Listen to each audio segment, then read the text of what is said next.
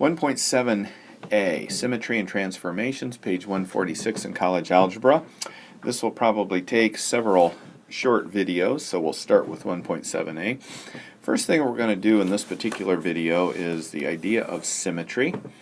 And symmetry, real quick and easily, if we have an object, let's just say a rectangle there, and we draw a line, and we call it our axis of symmetry.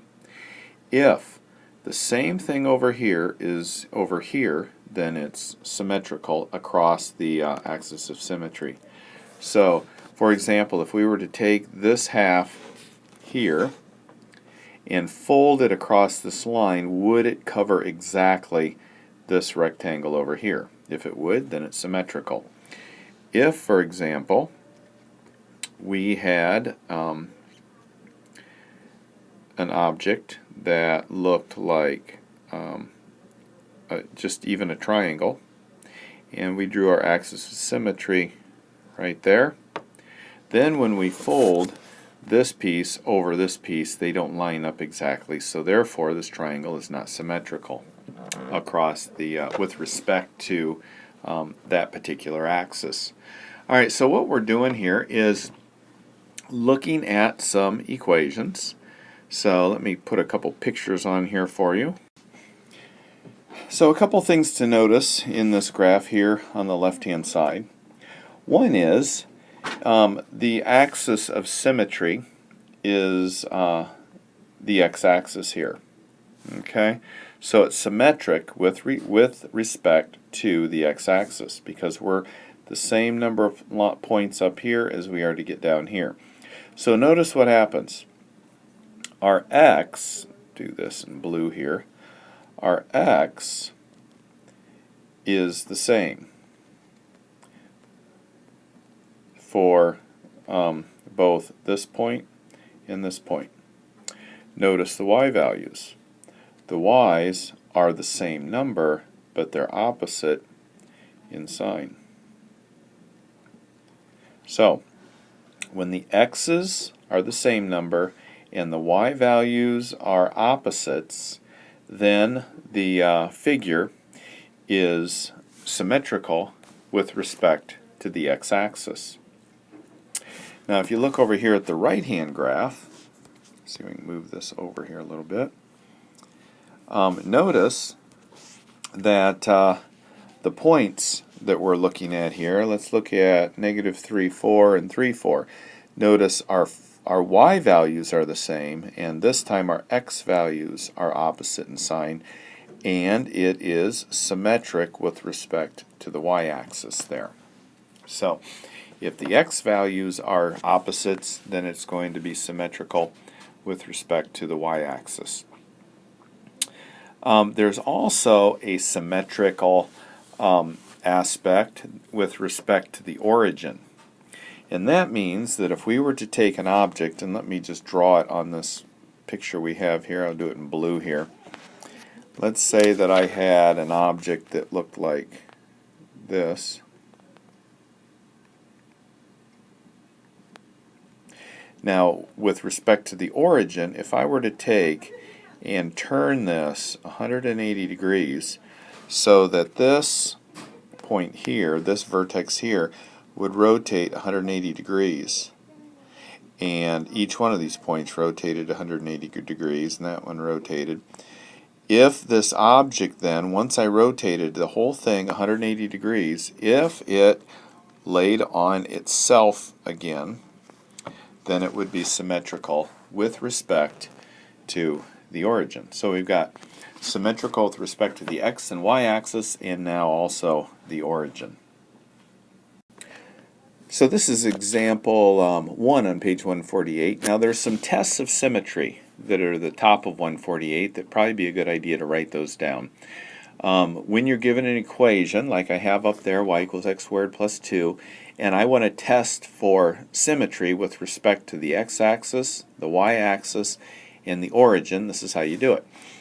If we can replace our y value with a negative y, or with its opposite, and still, once we solve it, get this equation back, then it is symmetrical with the x-axis.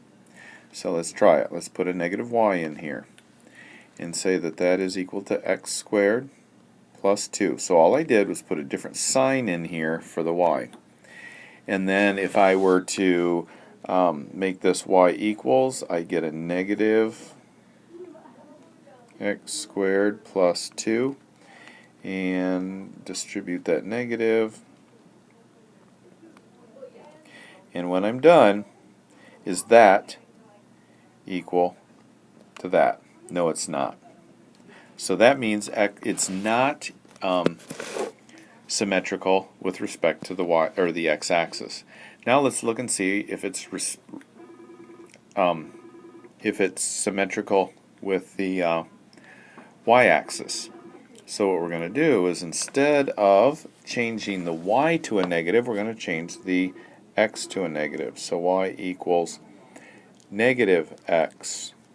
So all I did was change the value of the x to its opposite. And negative x squared is x squared plus 2. So now I'm looking to see if that is equivalent to that. And the answer is yes. So it is equivalent, or it is symmetric with respect to the y-axis.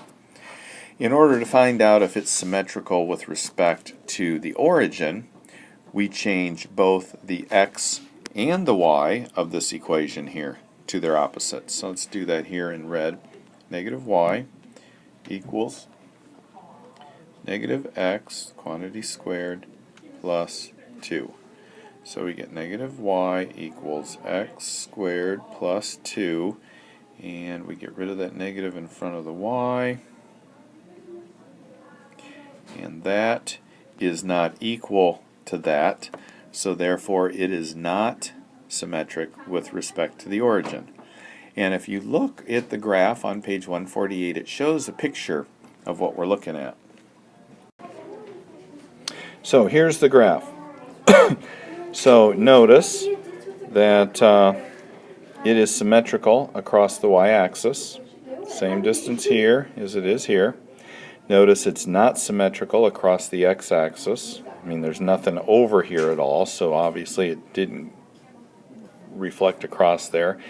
And it's not reflective or symmetric around the origin. So if I move this 180 degrees around, there's no graph there. So therefore, it's only symmetrical across the y-axis, which is what we said somewhere in here.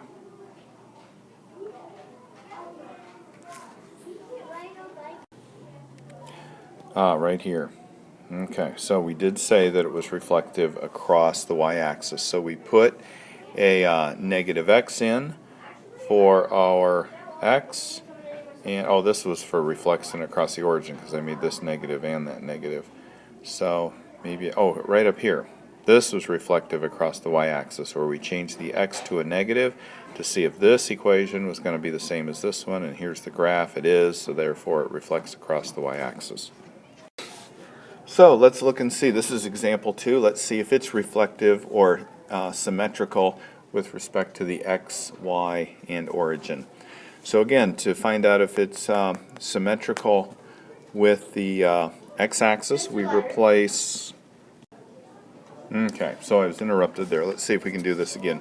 So to see if it's symmetrical across the x-axis, let's replace our y with a negative.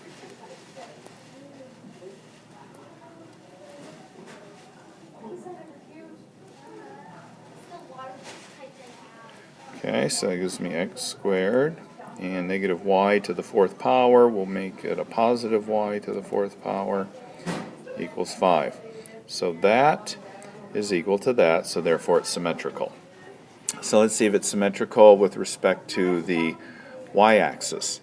So this time we're going to put a negative in for the x, and we're going to add y to the 4th and get 5.